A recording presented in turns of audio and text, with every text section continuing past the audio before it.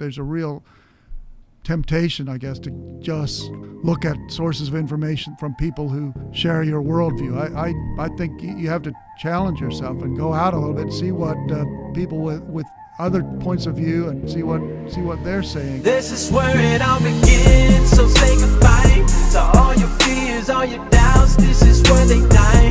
This is where we come to win, we come to fly. This is where we make our dreams come to life. Welcome to Innovation City. Welcome to Innovation City, a podcast featuring the innovators, disruptors, and creators who are making things happen today. My name is Michael T. Johnson. I'm here with my co-host Tyler Kelly, and we are in lovely St. Louis, Missouri tonight. We're at Venture Cafe St. Louis, and if you haven't heard, Venture Cafe is the largest gathering of innovators, entrepreneurs, creators anywhere in the world. So if you're near a city where there's a Venture Cafe, you're going to want to visit one. So I'm very excited tonight because we have David Nicklaus with us tonight. So I think he has an interesting perspective on what's been happening for years here. So I'm very excited to have you on the show. Well, thanks, Michael and Tyler. It's my pleasure. I don't know if I'm a disruptor. I'm more like just an old school wordsmith, but I have been following the evolution of the entrepreneurial community in St. Louis for a long time. So yeah, there's a lot to talk about. I think so. So David has been with the St. Louis Post-Dispatch for 36 years. He writes 3 columns a week on business and economic issues that are relevant to the St. Louis area, along with the Mound City Money blog and other online features. And he also appears in The Bottom Line, which is a weekly video feature on business topics where you debate. We debate everything from what the Federal Reserve's doing to to issues like minimum wage, or whether Missouri's providing enough support to entrepreneurs. Just a little bit of everything, anything that touches on business and the economy. And the fact that you've been with the Post and you're still, I think probably one of the most well-known writers in the region, and, you are a staple for business in St. Louis, right? That's a big honor because of just we know like the state of the industry. Well, right. The newspaper industry has certainly been disrupted, and has gone through a lot of change in the last 5 years or so. And I guess I'm a survivor of all that.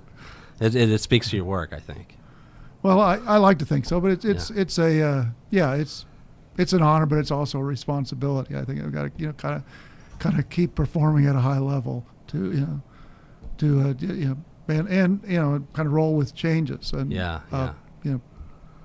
adopt changing technologies, do things like podcasts and video, and keep learning. So in the last, I'd say 10 years, but more specifically last 5 years, we've seen a lot of changes in St. Louis, and you've had pretty much a front row seat to this whole entire innovation movement. Tell us your perspective just in terms of like how St. Louis has evolved over, the last decade, the last 5 years, and where you see it headed. Oh, I think if you had someone who was an entrepreneur, maybe tried to launch a business here 10 or 15 years ago and kind of left town and came back, they wouldn't recognize the place. I mean, it's night and day. There's we have local venture capital, we have accelerators, several of them. We've got gatherings like Venture Cafe. We've got all of the support system and the community assets that make it work, and that didn't exist 10 years ago. It was maybe just getting started about 5 or 6 years ago, and so we're really still in the early days. That is important to keep reminding people of that. We've come a long way, but we've really only been at this in a serious way for a few years. I'm curious what you think of like what have been some either big moments or kind of like turning points or very important moments in kind of this progression over the last couple of years. What stands out in your mind? A couple of things. I would say the formation of Capital Innovators, which is one of the accelerator programs, I think they started in 2012. That was sort of a coalescence of of a lot of things. I mean, Judy Syndicuse has had the idea, had watched how other accelerators worked, and she was an entrepreneur herself, and she said, "Hey, this could work here," and she got it going, selected some companies, and has been honored repeatedly as one of the top accelerator programs in the nation. I think that led to the formation of Cultivation Capital shortly thereafter, because this company's coming out of the accelerator needed more funding to get to the next level, and Cultivation has certainly been a major player. I think I think it spawned imitators, and a number of other accelerator programs from other entrepreneurs who saw how that worked. So that was one. I think the formation of Arch Grants, which was maybe a little bit earlier than that, was another seminal moment. And when T-Rex, the downtown tech incubator, moved, got its own building, and really raised its profile, began to make space for dozens. I think they have more than 100 companies down there. That was another one. And the evolution of Cortex, which has been going on for longer than that. I guess it started about 20 years ago, but more recently, when this 4240 building opened, and now next door, the building where Microsoft and others are going in, and the with CIC coming here particularly, I think that told people that we had arrived. I mean, CIC was from Cambridge, one of the top sort of managers of innovation space. That they saw the potential in St. Louis was really a big affirmation for us. Yeah. I mean, and along those lines, like talking about the history, but also what's coming up. Obviously, you probably have things that maybe you can't, maybe you know more than a lot of people too. Maybe there's things you can't talk about, but what's coming up for St. Louis that you think is exciting, or what's exciting coming in the near future? Boy, I can't think right now of any point in time deadlines or events, but there are there are some things developing. I'd point to the ag tech community that's grown around 39. We call it 39 North, but it's really centered around the Danforth Plant Science Center and the Helix Center. I mean, they're talking about building expanding the Helix Center to make room for more of these ag tech firms and allow them to grow. And I think you're going to see that. That's something where St. Louis has a real competitive advantage. I mean, we've got all the talent at the Danforth Center, Monsanto, several other large employers. So that would be one. I think the continued evolution of Cortex is something to watch. We're getting more and more density here. It's been cited nationally and as an example of how to intentionally create an innovation community where there was really just vacant industrial space before. Yeah. So talk to me about like some of the challenges. We're always excited about all the good stuff that's going on, but there's a lot that we need to work on too. There are. I think the two biggest ones are talent and money. I mean, talent is kind of a challenge that's shared by every community, as far as I know. I mean, maybe Silicon Valley thinks they've got enough talent, but probably even there, it's an issue. Retaining and attracting the right kind of people. That for St. Louis, that's going to involve everything as basic as making sure we've got good quality STEM education in the lower elementary grades, even all the way up through high school and our higher education institutions.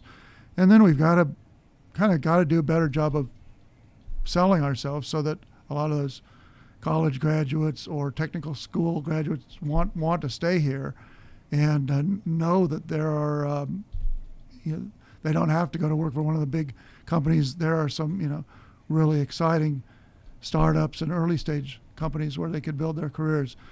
The capital issue is a little more difficult, I think, for cities in the Midwest. And St. Louis isn't unique. In fact, we're really probably ahead of most of our neighbors in the Midwest. I think one ranking said we were like fourth in the amount of venture capital we attracted last year.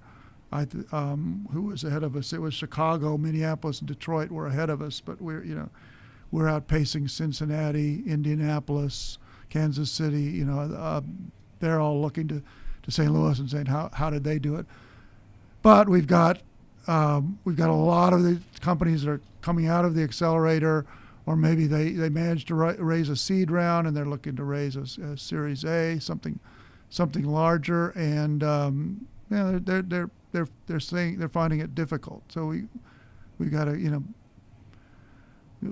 keep I guess looking for more sources of capital in the community, and making sure that venture capitalists out and angel investors outside the community know what is going on here. It's a good story. And that all goes back to selling St. Louis, which you mentioned just a second ago. Right. What are some?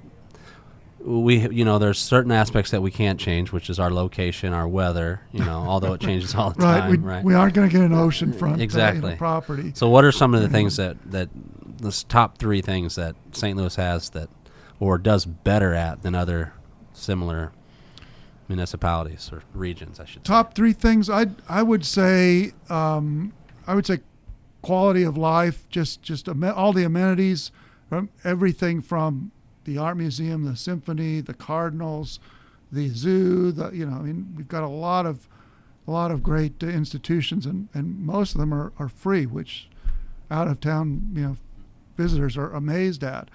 And we've got a great food scene, by the way, which, I go to visit my friends in other cities, and they say, let's go out, and we go to a chain restaurant or something in St. Louis.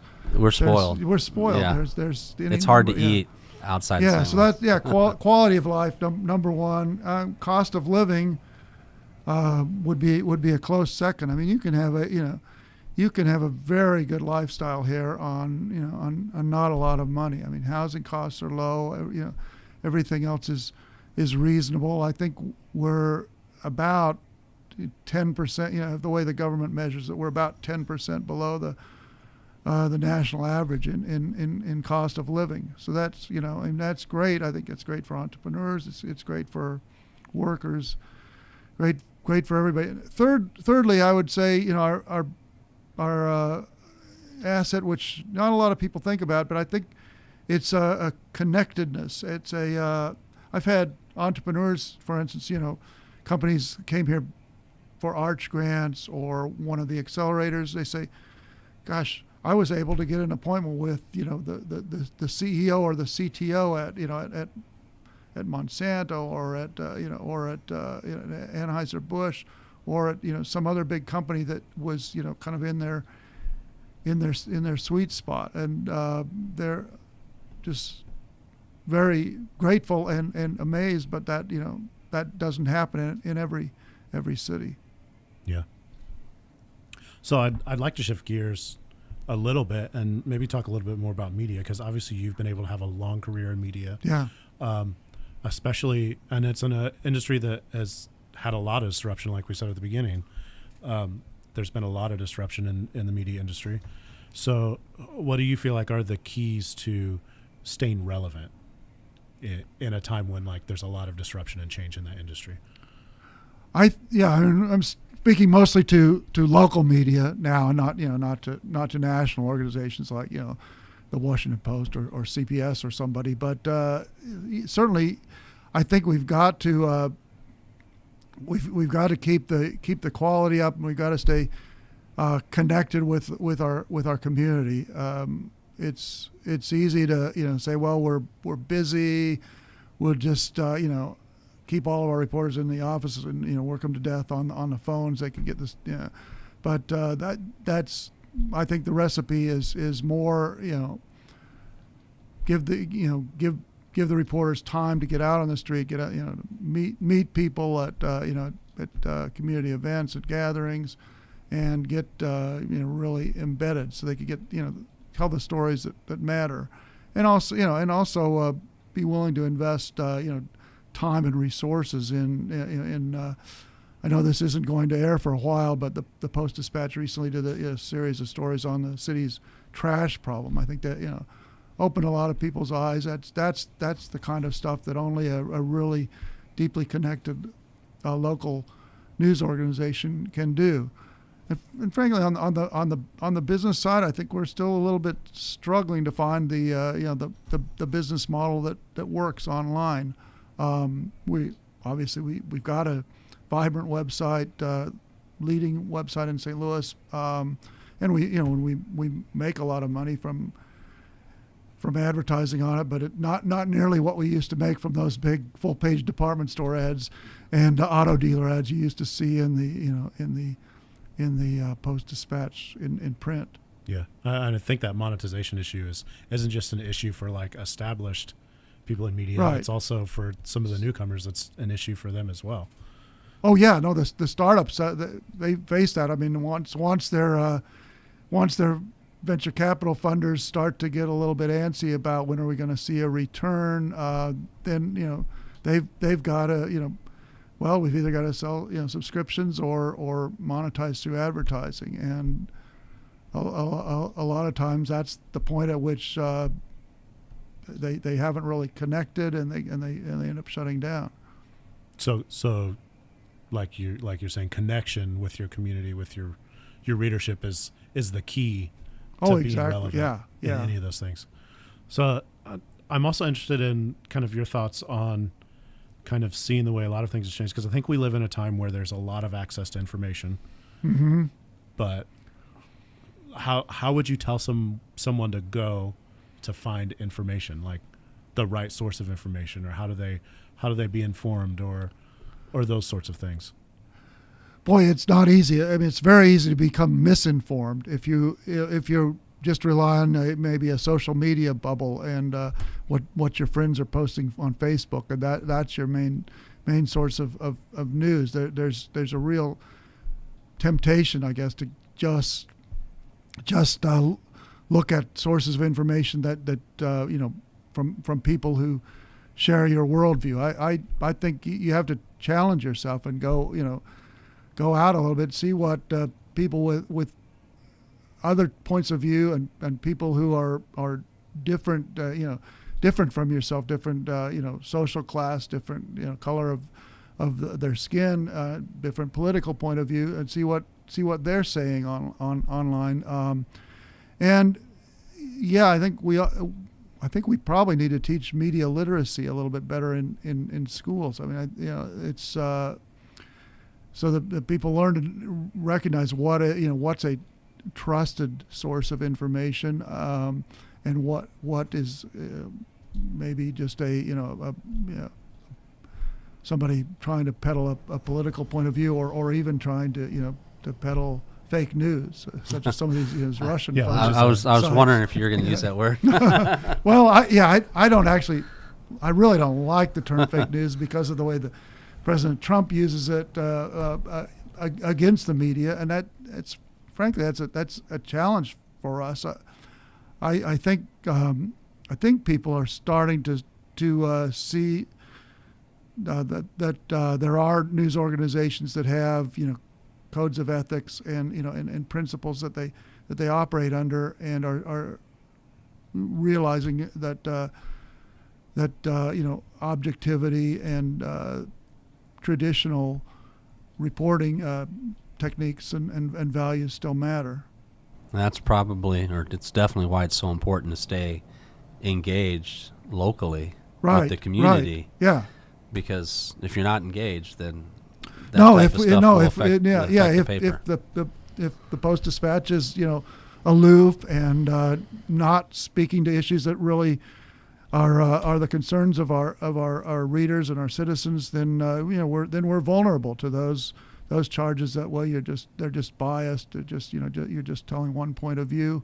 But believe me, that's not the way we operate at all. We're all about balance. We've got a very long and extensive code of ethics and policies that say we should be unbiased. We should be we should be fair. We should look for stories that are important to the community, not ones that are pushing a point of view. That's a great subject, because most people, when they interact or read or consume stuff from the press, right, it's a reported story. So tell us, they don't not necessarily get to hear from the press about what it means to be a journalist. So tell us just briefly, like, what that means to you, that code of ethics. Like, how do you approach your day to day in that sense? Well, I mean, story ideas or might generate from anywhere. I mean, I might have a conversation here at Venture Cafe today, or somebody says, hey, something interesting is going on in the community, and then I would say, well, who would know more about that? So that that might lead to some phone calls or some interviews, and then I'd try to figure out, well, is there another point of view on that story, and try to balance it. If it's a dispute, or if there's a story that says Tyler Kelly's mean to his employees, I'd certainly want to talk to employers who are saying that, but I'd be obligated to get Tyler Kelly's viewpoint in that story, and in fact, my editor would throw it back at me if both sides weren't in there. Yeah. So I'm curious. So you're talking about like this code of ethics, and obviously, St. Louis Post-Dispatch has kind of what they go by, and the industry has a wide range, and I'm sure those things are like the same thing. And they're very similar. There's some principles that most of them have in common. If anybody's really interested in journalistic ethics, I'd encourage them to go to the Society of Professional Journalists, spj.org. They've got one of both the earliest and the most kind of most widely copied codes of ethics out there. Yeah, and I'm assuming for you, obviously you follow all those codes when you write, but but for you personally, what is it that drives you when you write? Like, what drives you to write a story, or what are you trying to accomplish? My take, as a columnist, I'm out to I'm trying to tell people something they didn't know, or maybe make them think about an issue a little bit differently than they would have. Challenge the conventional wisdom, or uncover a point of view that maybe wasn't out there so much in either the main the rest of the media, or in the political discussion. Sort of tell the underdog story. Tell the if what all the civic leaders in St. Louis say. We've got plenty of venture capital. I might want to say, well, here's this guy who's got a great idea, and a startup who's struggling to find venture capital, and it's those kind of stories are what get me charged up, where I can really bring a little bit different perspective to something. So I'm also curious. So we've had as guests on the show lots of writers, lots of people that have kind of started their own media, whatever you want to call them, media organizations, kind of along all these new ways that are happening. But what advice would you give to someone that either wants to be a writer or they want to be involved in media in some way? Boy, I would say you probably need some experience with traditional media, whether it's a small town newspaper, a TV station, or something, to kind of learn the conventions, the policies, and absorb the codes of ethics and all of that. It's something that's hard to do by just reading. You've kind of got to live it for at least a little while, and then if you're ready with a great idea, I mean, you're going to have to be patient and persistent, and probably have to live on very little income for a while. So I'm going to follow that up with, because I do consider you as like an expert in the sense of just like business, right? Because you've been able to observe so much of the business climate and culture for so many years. So a follow-up to that question would be for somebody that is looking to, let's take it from the ground up. So start a business. Okay. In a community like St. Louis, like what advice would you have for that person? I would say start by networking. Start by taking advantage of some of the resources that are out there, like I-10 if you're in the information technology field, or if you're in the biotech field, meet with the BioSTL people and BioGenerator. There are a lot of great support organizations, and come to events like Venture Cafe or 1 Million Cups, and just talk to other people who are trying to walk that same walk and have maybe been doing it for a little bit longer. Would certainly start there. Then obviously you're going to have an idea and turn that idea into a business plan at some point. I mean, there are advisors who can help you do that. And then don't think you're going to get funded right away just because you have a great idea. You've really got to hone it and focus it a lot more before you'll get to that point. Yeah, I think that's great advice. David, how can people get in touch with you, whether it be via the paper or social media or all of the above? Well, I'm right there all the time on stltoday.com/business, or if you put stltoday.com/Nicklaus, you'll go straight to my columns. Anything you call up will have a clickable byline, which you can get to my email and my social media. It's at dnickbiz, B-I-Z, on Twitter. That's What's your favorite social network? Which one are you on the most? Twitter for professional stuff, Facebook for personal, family, and stuff like that. Yeah. David, thank you for being on the show. It was a pleasure. Yeah, Thanks. Thank you, David. Enjoyed it. For more episodes, visit innovationcity.co. Be sure to subscribe, rate, and review. If you're in St. Louis, visit us on a Thursday night. You can find details at vincafstl.org. You can also connect with us on social at We Are Slam or at Venture Cafe STL. This is where it all begins.